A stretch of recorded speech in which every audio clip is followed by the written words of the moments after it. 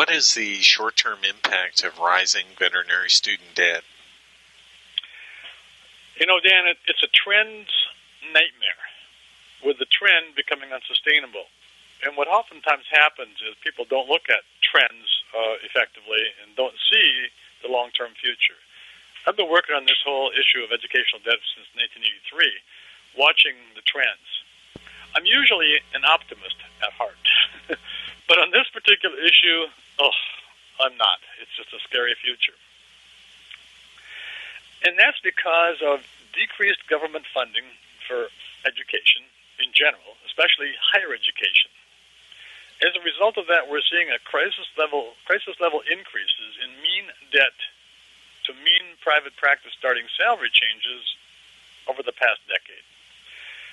The mean debt to starting salary ratio, calculated from the annual EVMA survey of fourth-year students, which has been going on since way back in 1983, has gone from debt to salary of 95% in 1983, when debt was slightly less than starting salary, to 199.4% in 2009, but get this, to 213.8% in 2011.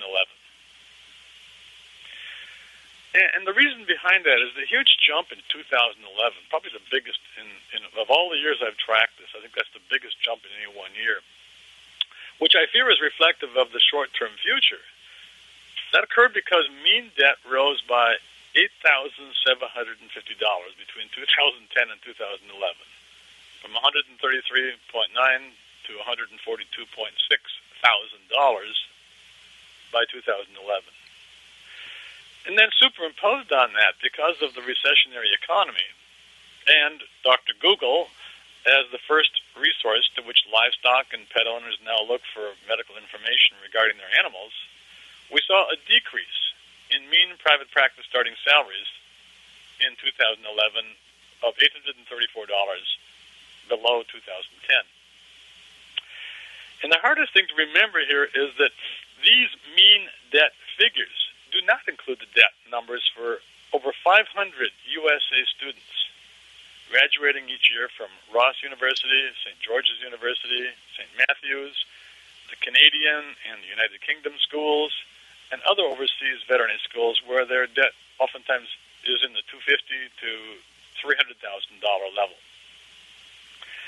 And the other scary thing is these mean starting salary numbers also fail to reflect the fact that over 1,000 of today's 2,500 to 2,800 new grads are going into internships, paying less than $30,000 per year.